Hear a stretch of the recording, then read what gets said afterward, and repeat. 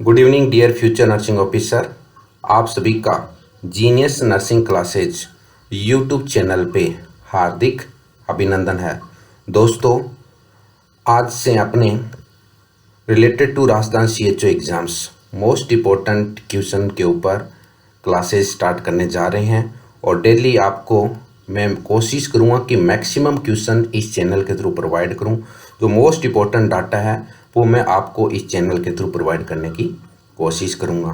दोस्तों, जो first times मेरे वीडियो को देख रहे हैं, dear future nursing officer, first time आप मेरे वीडियो को देख रहे हैं तो please subscribe the channel, like and share with your friends. ज़्यादा टाइम वेस्ट ना करते हुए अपने फर्स्ट क्वेश्चन की तरफ बढ़ते हैं। तो आज का अपना फर्स्ट क्वेश्चन रहने वाला है। फर्स्ट क्वेश्चन है दोस्तों, फादर ऑफ इंडियन सर्जरी। तो फादर ऑफ इंडियन सर्जरी कौन था दोस्तों? तो फर्स्ट वन ऑप्शन रहेगा Dhanvantari, second one B option है दोस्तों चरका, सी ऑप्शन है सुश्रुता एंड डी ऑप्शन है अट्रेया। तो guess the right answer, guess the right answer. तो राइट आंसर है dear future nursing officer Sushruta. Clear है? तो ध्यान रखना, फादर ऑफ इंडियन सर्जरी कौन था? सुश्रुता। दोस्तों, जो क्वेश्चंस ज़्यादा इंपॉर्टेंट है, जिससे काफ़ी क्वेश्चन निकल रहे हैं, उसके ऊपर मैंने डिस्क्रिप्शन डिटेल में दिया हुआ है और वो डिस्क्रिप्शन से आपको कम से कम एक क्वेश्चन से ही 5 से 6 क्वेश्चन पढ़ने को मिल जाएंगे। तो सेकंड क्वेश्चन है अपना, the world health day is observed on.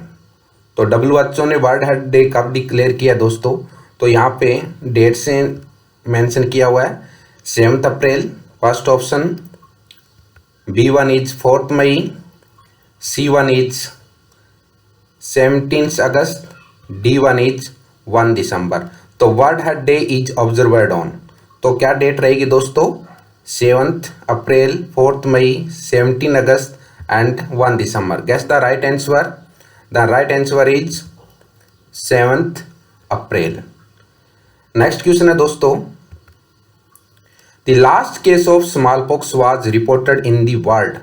काफ़ी इंपॉर्टेंट क्वेश्चन है दोस्तों। अभी भी न्यू दिल्ली के अंदर यहाँ से क्वेश्चन निकला था, फर्स्ट वैक्सीन कौन सी बनी थी? तो फर्स्ट वैक्सीन भी स्मॉल पॉक्स के ऊपर बनी थी। तो यहाँ से फर्स्ट वन देखते हैं दोस्तों, last case of smallpox was reported in the world in. तो फर्स्ट वन ए ऑप्शन रहेगा दोस्तों 1977, बी ऑप्शन है 1978, सी ऑप्शन है 1979 एंड डी ऑप्शन है 1982। तो guess the right answer, last case of smallpox was reported in the world, then guess the right answer. तो right answer is 1977। Clear है दोस्तों? तो last case of smallpox है वो world के अंदर कब डिटेक्ट किया गया था, रिपोर्टेड किया गया था? 1977।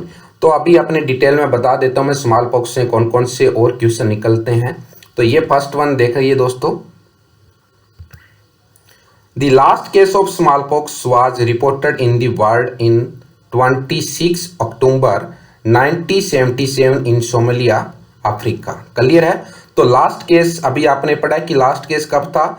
1977 के अंदर, और कहाँ पे था? सोमालिया, अफ्रीका के अंदर। तो 26 अक्टूबर 1977 इन सोमालिया, अफ्रीका के अंदर लास्ट केस है वो स्मॉल पॉक्स का डिटेक्ट किया गया था। ये तो अब बात आ गई वर्ल्ड की। अब अगर इंडिया की बात करें दोस्तों, तो in India last case was found in 24 May 1975 into Bihar. तो दोस्तों यहाँ से दो क्वेश्चन बन रहे हैं। फर्स्ट क्वेश्चन बन रहा है last case of smallpox reported in the world, then आपका राइट आंसर जाएगा 26 October 1977 in Somalia, Africa. And आपसे एग्जामिनर पूछ ले in India, the last case का ध्यान रखना, अगर स्टेट पूछे तो बिहार एंड डेट पूछे तो 24 मई 1975। क्लियर है दोस्तों?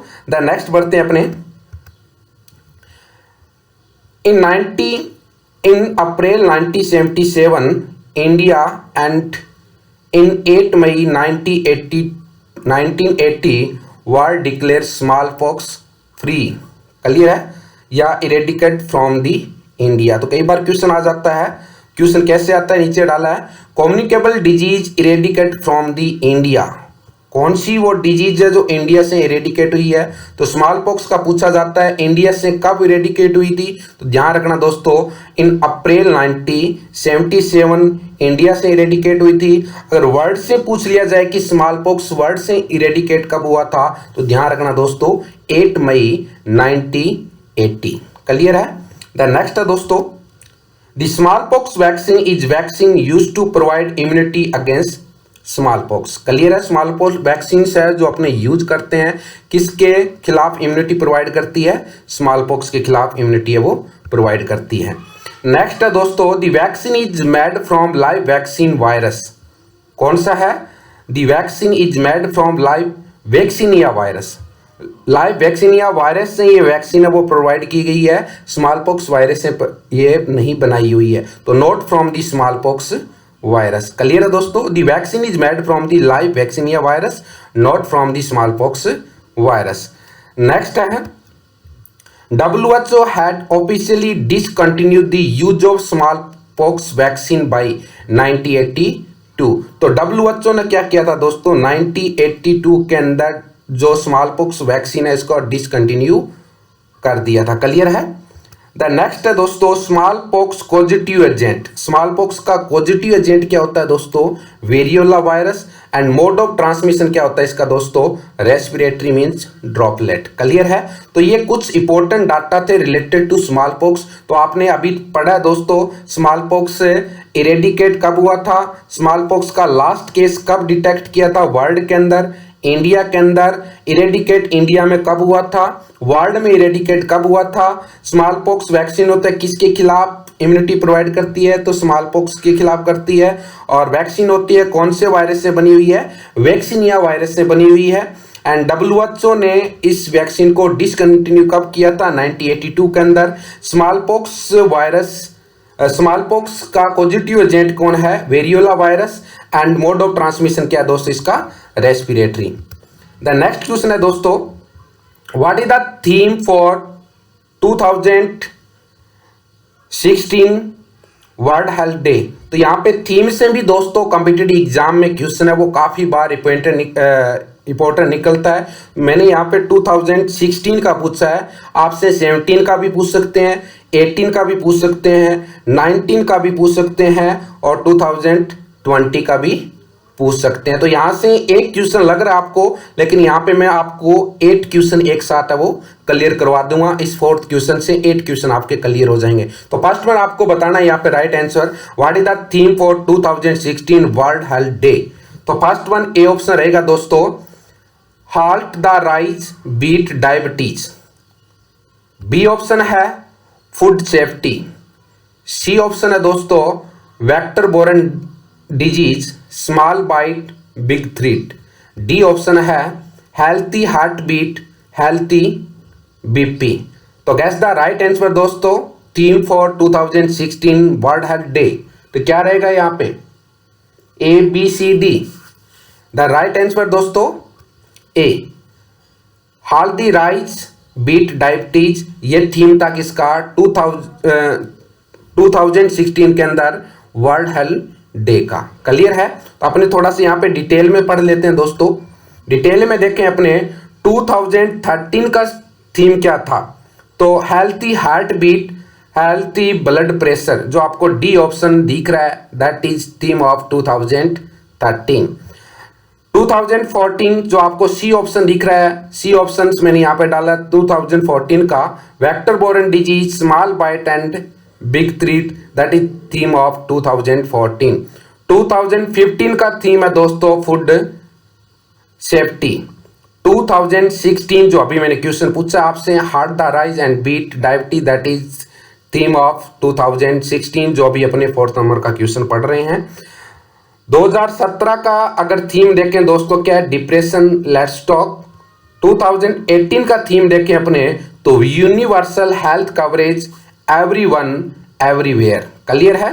देन 2019 का देखें तो universal health coverage, everyone everywhere. And last आज ये 2020 वाला, ये कॉम्पिटिटिव एग्जाम के व्यू से इंपॉर्टेंट है दोस्तों, रिलेटेड डाटा पूछ सकते हैं आपसे।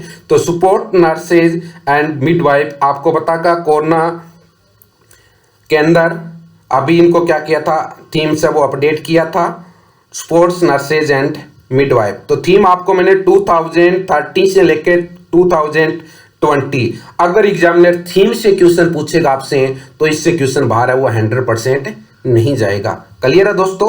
नेक्स्ट है which of the following is not a content of drug kit A provided eight sub centre. तो क्वेश्चन क्या है दोस्तों, which of the following is not a content of drug kit A provided eight sub centre.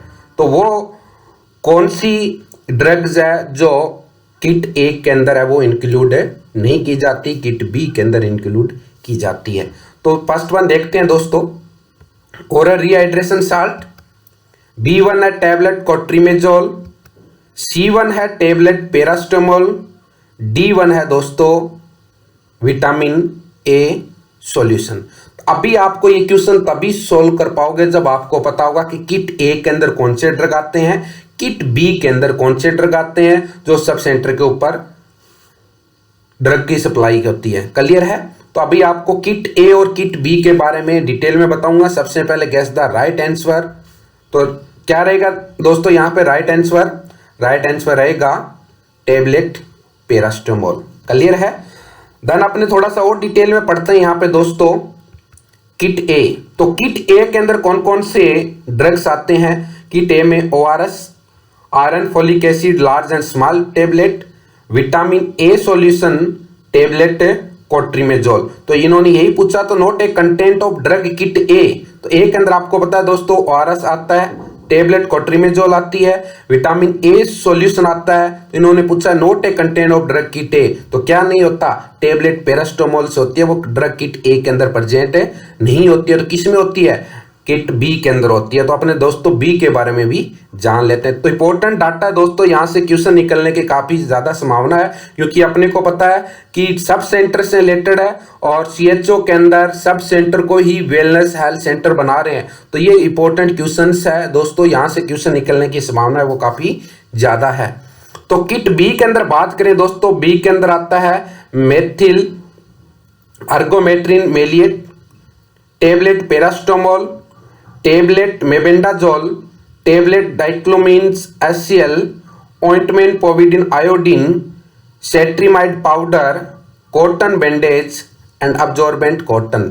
तो ये data है सारे के सारे किस में देखने को मिलता है दोस्तों, ये ड्रग्स है और कॉटन है वो किस में देखने को मिलता है, किट बी के अंदर। और आशा करता हूँ ये क्वेश्चन आपको क्लियर हो गया और भूलोगे भी नहीं जिंदगी के अंदर। ध्यान रखना दोस्तों, किट ए के अंदर ये ड्रग्स होते हैं, किट बी के अंदर ये ड्रग्स होते हैं। जस्ट 2 बार इसको अच्छे से रिवाइज कर लेना, स्क्रीनशॉट ले लेना और आपका क्वेश्चन है वो क्लियर हो जाएगा। नेक्स्ट है दोस्तों question, the patient with appendicitis usually exhibit the following clinical manifestation. Clear है दोस्तों। तो यहाँ पे एक अपेंडिसाइटिस का पेशेंट है और इससे रिलेटेड क्लिनिकल मैनिफेस्टेशन यहाँ पे क्वेश्चन में पूछा है। तो फर्स्ट वन देखते हैं कि इसके अंदर कौन कौन से क्लिनिकल मैनिफेस्टेशन दे रखे हैं और राइट आंसर क्या होगा। ए ऑप्शन है दोस्तों rebound tenderness at the McBurney point. B option है यहाँ पे pain occur immediately after eating. Next है heartburn regurgitation and dysphagia and next one है हिमेटेसिस एंड मेलेना। तो यहाँ पर राइट आंसर क्या रहेगा दोस्तों, dear future nursing officer guess the right answer. तो राइट आंसर रहेगा दोस्तों यहाँ पे A rebound tenderness at the McBurney point. Clear है दोस्तों। यहाँ पे इससे रिलेटेड डाटा बता देता हूँ थोड़ा सा मैं। The patient with appendicitis usually exhibit the rebound tenderness at the McBurney point. तो मकबर्नी पॉइंट आपको पता है दोस्तों राइट इलियक फोसा के राउंड होता है एंड मकबर्नी पॉइंट को ही क्या बोला जाता है, ये क्वेश्चन पूछ सकते हैं आपसे। It is also called as Blumberg sign. Blumberg साइंस ये दोस्तों इसके ऊपर अभी क्वेश्चन नहीं बना है, इन फ्यूचर्स इस साइन के ऊपर क्वेश्चन है वो पूछ सकते हैं। और रिबाउंड टेंडरनेस क्लियर है। तो पेशेंट अपेंडिसाइटिस के अंदर क्या देखने मिलती है, रिबाउंड टेंडरनेस कहाँ पे, मकबर्नी पॉइंट के अंदर and it also called as Blumberg sign और रिबाउंड टेंडरनेस। नेक्स्ट है दोस्तों Rovsing sign that is most important for competitive exams. Rovsing sign Blumberg sign दोनों ही इंपॉर्टेंट है अपेंडिसाइटिस से रिलेटेड। तो रोवसिंग साइन के अंदर क्या होता है दोस्तों, clinical sign in which pressure on the left lower quadrant of the abdomen. तो लेफ्ट इलियक फोसा की साइड अपने क्या करते हैं, जब क्या करते हैं प्रेशर अप्लाई करते हैं तो राइट लोअर क्वाड्रेंट में क्या होता है, पेन होता है पेशेंट के, उनको बोलते हैं रोवसिंग साइन। और ये किसके अंदर पेन देखने को मिलता है, अपेंडिसाइटिस के अंदर पेन देखने को मिलेगा। अदरवाइज अभी आप नॉर्मल कंडीशन में आप left side lower left quadrant को आप प्रेस करके देख लो, राइट के अंदर पेन है वो नहीं होगा। तो ये रोवसिंग साइन और Blumberg sign both are related to appendicitis and both are most important for competitive exam. Rousing sign, clinic sign in which the pressure on the left lower quadrant of abdomen cause pain in the right lower quadrant. Clear है दोस्तों। The next है type of BCG vaccine is, type of BCG vaccine is. तो यहाँ से BCG vaccine से related question है दोस्तों, और आशा करता हूँ ये क्वेश्चन इससे रिलेटेड आपके सारे में क्लियर करवा दूंगा। फर्स्ट वन है किल्ड वैक्सीन, बी ऑप्शन है दोस्तों ट्रिपल वैक्सीन, सी ऑप्शन है दोस्तों live attenuated vaccine and D one है दोस्तों कंबाइंड वैक्सीन। तो guess the right answer type of BCG vaccine bacille Calmette Guerin's. आपको पता होगा दोस्तों टीबी से प्रिवेंट करने के लिए यूज करते हैं। क्या रहेगा राइट आंसर दोस्तों, किस टाइप की है, किल्ड या लाइव या कंबाइंड या ट्रिपल। तो राइट आंसर दोस्तों है लाइव एटेन्यूड वैक्सीन्स। क्लियर है। इससे रिलेटेड कुछ डाटा है वो मैं बता देता हूं। BCG वैक्सीन आप ये मत सोचना कि 7 ही क्वेश्चन है, मैंने क्वेश्चन कम से कम आपको 30 से 40 क्वेश्चन है वो कवर कराने की कोशिश की है। 7 क्वेश्चन भले ही आपको देखने को मिल रहा है, लेकिन BCG से जो भी क्वेश्चन और आएंगे वो मैंने यहाँ पे एक साथ की पॉइंट के अंदर डाल दिए हैं। तो फर्स्ट वन दोस्तों BCG की फुल फॉर्म पूछ सकते हैं आपसे। तो full form of BCG BECIL Calmette Guérin. Clear है। तो ये कॉम्पिटिटिव एग्जाम का क्वेश्चन बनता है दोस्तों। द नेक्स्ट वन है BCG vaccine is live vaccine attenuated culture of mycobacterium bovis bacteria. तो ये भी पूछ सकते हैं दोस्तों। आपको पता है BCG वैक्सीन होती है वो टीबी से प्रिवेंट करती है और टीबी का पॉजिटिव एजेंट होता है माइक्रोबैक्टीरियम ट्यूबरकुलोसिस। लेकिन ये BCG वैक्सीन बनती किससे है ये पूछ सकते हैं आपसे। तो BCG vaccine is live vaccine attenuated culture of mycobacterium bovis bacteria. Clear है। द नेक्स्ट है दोस्तों it is use to provide immunity against pulmonary TB meningitis, tubercle bacillus meningitis and some protection against leprosy. तो देखो ये देखें तो normally pulmonary TB या meningitis TB and leprosy से क्या करते हैं, लेप्रेसी को हैंसन डिजीज भी बोलते हैं, आपने पढ़ा होगा येरसिनिया पेस्टिस पॉजिटिव एजेंट। अभी यहाँ इस लेप्रेसी को एक बार छोड़ दो, इसके बारे में डिटेल में मैं बताऊँ आपको। इससे जो भी क्वेश्चन आए हुए हैं और आने वाले हैं डिटेल में आपको बता दूंगा।